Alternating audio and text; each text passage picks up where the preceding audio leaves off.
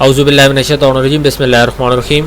अस्सलाम वालेकुम viewers, welcome to my YouTube channel और ईडीओ 516 का लेक्चर नंबर 10 आज हम करने जा रहे हैं। टॉपिक नंबर हमारा 39 है। ठीक है, इससे पहले फॉर्मल राइटिंग को हमने स्टार्ट किया था लेक्चर नंबर 8 में, और उसके बाद साथ ही हमने लेक्चर नंबर 8 में ही इनफॉर्मल राइटिंग की डेफिनेशन और फॉर्मल दोनों की डेफिनेशन को मतलब कि बेसिक इंट्रोडक्शन मैंने आपको दिया था। लेसन नंबर 9 में हमने फॉर्मल राइटिंग को मज़ीद थोड़ा सा डेप्थ में देखा था, और आज जो लेसन 10 है हमारा तो उसमें हम इनफॉर्मल राइटिंग को थोड़ा सा डेप्थ में देखेंगे।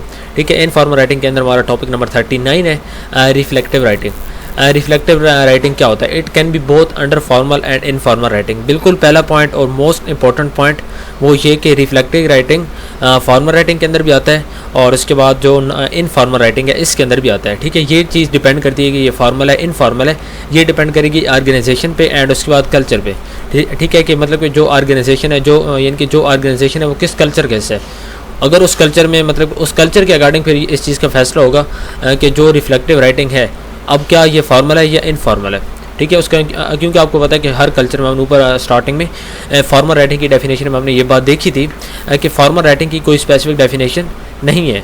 हर कल्चर, हर मुल्क, ठीक है, हर मतलब कि आप इदारा कह दें, हर ऑर्गेनाइजेशन, तमाम यानी कि कोई भी चीज़ है तो वो फॉर्मल राइटिंग को अपने अंदाज में लेते हैं। ठीक है, फॉर्मल राइटिंग की कोई जो डेफिनेशन होती है, तो इसी तरह जो फॉर्मल राइटिंग है मतलब कि रिफ्लेक्टिव राइटिंग है, क्या ये इनफॉर्मल है, क्या ये फॉर्मल है, तो इस चीज़ का फैसला उस ऑर्गेनाइजेशन की और उसके बाद उस कल्चर को देख कर किया जाता है कि जहाँ पे इसने यूज़ होना होता है।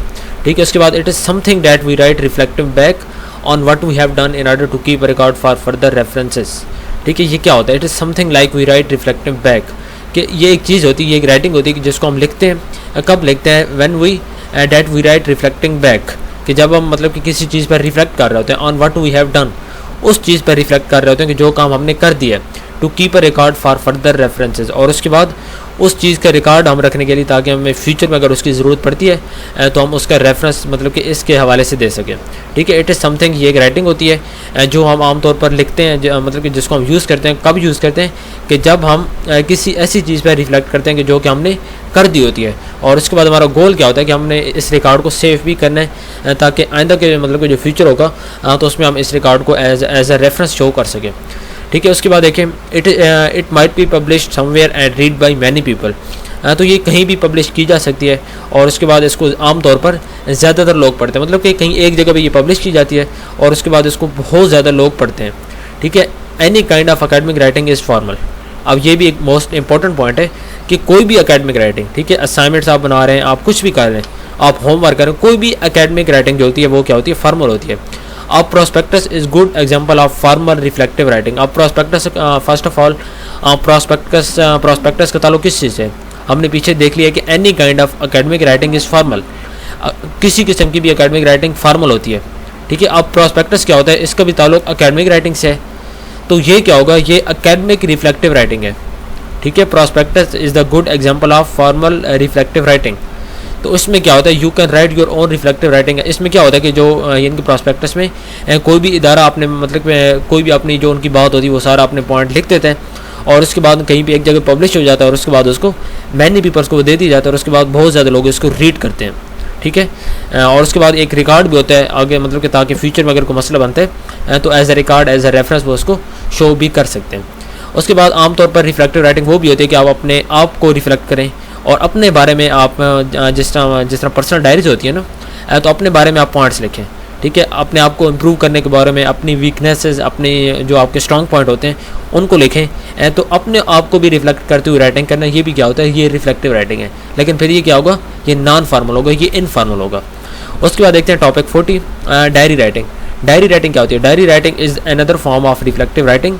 ये रिफ्लेक्टिव राइटिंग की एक और फॉर्म है। It can be done while doing an action और after the action has taken place.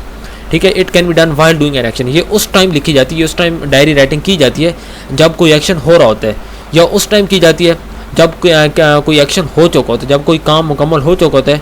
ठीक है, दो कंडीशन है जिसमें डायरी राइटिंग की जाती है। पहली कंडीशन क्या है? कि जब कोई एक्शन हो रहा होता है, जब कोई काम हो रहा होता है, और उसके बाद सेकंड कंडीशन मतलब कि साथ साथ नोट डाउन करते हैं, वो भी डायरी राइटिंग है। और उसके बाद जब कोई काम मुकम्मल हो जाता है, मीन्स कि अब कोई काम मुकम्मल होगा, आप उसको दोबारा देखेंगे, फिर उसमें से कुछ पॉइंट्स निकालेंगे, उनको लिखेंगे, तो अब क्या है? ये भी डायरी राइटिंग है, लेकिन ये सेकंड कंडीशन है। उसके बाद it is different from reflective writing in the sense that it can B current. ठीक है, ये रिफ्लेक्टिव राइटिंग नहीं होती आमतौर पर। ठीक है, जनरल सेंस में देखें तो ये रिफ्लेक्टिव राइटिंग नहीं है, मीन्स के ये एक करंट होती है। ठीक है, करंट सिनेरियो, चाहे वो एक्शन काम हो रहा है चाहे वो काम हो चुका है। उसके बाद it can be called note writing also, तो इसको नोट राइटिंग भी कहा जाता है, ये भी आपने याद करना है और ये पॉइंट आपने माइंड में रखना है कि इसको डायरी राइटिंग का सेकंड नाम क्या है, नोट राइटिंग। उसके बाद it can B use both formally and informally, इसको फॉर्मली एंड इनफॉर्मली भी यूज इस्तेमाल किया जाता है, लेकिन मोस्टली इट इज़ इनफॉर्मल। लेकिन ज़्यादातर केसेस में क्या होता है कि ये इनफॉर्मल होती है, क्योंकि इसमें आप हायर अथॉरिटीज़ को नहीं लिख रहे होते। ठीक है, आपका ताल्लुक किसी स्पेसिफिक बंदे से नहीं होता, किसी हायर अथॉरिटी से, किसी अच्छे स्टेटस वाले से आपका इसमें कोई लिंक नहीं होता। तो आमतौर पर क्या होता है कि इसमें आप अपने आप को रिफ्लेक्ट करते हैं, या कुछ भी और आप रिफ्लेक्ट करके कोई एक्शन हो रहा है आप उसको देख के लिख लेते हैं। लेट्स सपोज के कोई क्रिकेट मैच खेला जा रहा है, ठीक है, आप यानी कि वहाँ पे आपको एक नोटबुक दी गई और आपको कहा गया कि आप यहाँ पे स्कोर लिखते जाएँ। वहाँ पे स्कोर बोर्ड नहीं है, आपको कहा गया कि आप यहाँ पे लिखते जाएँ बैट्समैन के नाम, बॉलर्स के नाम। ठीक है, आपने यहाँ पे सारा स्कोर बोर्ड का भी लिखना है। तो अब क्या आप कर रहे हैं, आप भी डायरी राइटिंग कर रहे हैं। एक एक्शन हो रहा है, आप उसको नोट डाउन कर रहे हैं, it is also diary writing. उसके बाद मैच हो गया, मैच खत्म हो गया, उसके बाद आपको राइटिंग कर रहे हैं, तो वो भी क्या है, वो भी डायरी राइटिंग है। तो ये क्या इनफॉर्मल है, क्योंकि आपका ताल्लुक किसी स्पेसिफिक बंदे से नहीं है। उसके बाद कई दफ़ा मतलब कि एज ए टीचर आप बच्चों को ये बताएं कि बेटा आप डायरी के अंदर स्पेसिफिक वर्ड्स को लिखा करें। ठीक है, वर्ड बैंक आप डायरी के अंदर बनाएं, जिससे आपको वोकेबलरी बिल्डिंग करने, वोकेबलरी को बिल्ड करने में आसानी होगी। क्योंकि जब आपके पास वर्ड बैंक होगा, जब आपके पास कॉपी के ऊपर डिफरेंट वोकेबलरी, ठीक है, डिफरेंट वर्ड्स आपके पास लिखे होंगे, तो जो आपकी वोकेबलरी होगी लाजमी बात है कि वो इंक्रीज़ करेगी। उसके बाद formal writing, you can use those words for a formal purpose. ठीक है, for formal writing you can use those words for a formal purpose. उसके बाद फॉर्मल राइटिंग के अंदर जब आपके पास यानी कि आपने वर्ड बैंक आपने एक बनाया होता है नोटबुक पे, ठीक है, कहीं भी डायरी पे, तो उसके बाद ये जो लफ्ज़ आपने लिखे होते हैं, तो इनको आप फॉर्मल राइटिंग के अंदर फॉर्मल पर्पस के लिए यूज़ कर सकते हैं। तो ये चीज़ आमतौर पर सेकेंडरी स्कूल के बच्चों को सजेस्ट की जाती है, क्योंकि वो बड़े होते हैं। अब प्राइमरी का बच्चा मतलब कि हर टाइम लिख नहीं सकता, क्योंकि वो बच्चे होते हैं, लेकिन जो सेकेंडरी के बच्चे होते हैं वो थोड़ा सा मेच्योर होते हैं, तो उसको आप कह सकते हैं कि आप हर टाइम अपने साथ कोई डायरी लिखें, कहीं ना कोई एक्शन हो रहा है उसके बारे में स्पेसिफिक वर्ड्स आप लिख लें। इसी तरह कोई एक्शन हो चुका है, कोई काम हो चुका है, उसके बारे में स्पेसिफिक जो वर्ड्स हैं वो आप लिख लें, ताकि आपको कल को फॉर्मल राइटिंग करनी पड़े तो उसके बाद फॉर्मल राइटिंग का जो पर्पस होगा, ठीक है, फॉर्मल पर्पस, तो उसमें आप उन वर्ड्स को यूज़ कर सकते हैं। तो ये होती है डायरी राइटिंग। उसके बाद नेक्स्ट है वोकेबलरी बिल्डिंग एक्सरसाइजेस। ठीक है, sorry, building characters. Informal writing का जो थर्ड हेडिंग है वो क्या है, building characters. We often build characters in narrative, dialogues, dramas and stories. ठीक है, हम आमतौर पर स्टोरीज़ के अंदर, नैरेटिव्स के अंदर एंड डायलॉग्स और उसके बाद ड्रामास के अंदर कैरेक्टर्स को बिल्ड करते हैं, मीन्स के किरदार को बिल्ड करते हैं। आमतौर पर नैरेटिव के अंदर, नैरेटिव क्या था, कल मैंने पढ़ा है कि it is something like telling the story. कोई भी कहानी से मतलब कि आप सुना रहे हैं, तो जो नैरेटिव होते हैं ये भी कहानी की तरह होते हैं। डायलॉग्स में क्या होता है, उसमें भी कैरेक्टर्स होते हैं, ड्रामास में भी कैरेक्टर्स होते हैं, एड स्टोरीज में भी कैरेक्टर होते हैं, इसमें कोई ना कोई कैरेक्टर लाजमी होता है। तो कैरेक्टर बिल्डिंग क्या होता है, वी ऑफन बिल्ड कैरेक्टर्स। ठीक है, उसके बाद देखें even journalist use some character sketch to build the person of a character. जो कि जर्नलिस्ट होते हैं ना, तो वो भी आमतौर पर जो कैरेक्टर्स होते हैं इनका स्केच बिल्ड करते हैं, उस पर्सन का मतलब कि जो कैरेक्टर होता है उसको बिल्ड करने के लिए। They use certain words to describe the attributes of person. ठीक है, वो सर्टन वर्ड्स को, वो खास वर्ड्स को यूज़ करते हैं जो कि जर्नलिस्ट होते हैं।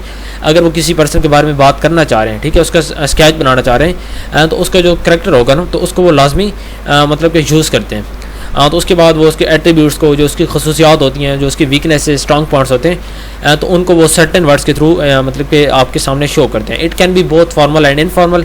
बिल्डिंग कैरेक्टर क्या होता है कि ये फॉर्मल भी होता है, नॉन फॉर्मल भी होता है, सॉरी इनफॉर्मल। ठीक है, it can be both formal and informal. For formal context means के जब आप we need to use formally accepted words, तो जब आप इसको फॉर्मली यूज़ कर रहे हैं, ठीक है, आपका ताल्लुक किसी हायर अथॉरिटी से, एंड देन आप बिल्ड यानी कि कैरेक्टर्स को बिल्ड कर रहे हैं, तो देन आपने जो फॉर्मली एक्सेप्टेड वर्ड्स होते हैं आप उनको यूज़ करें।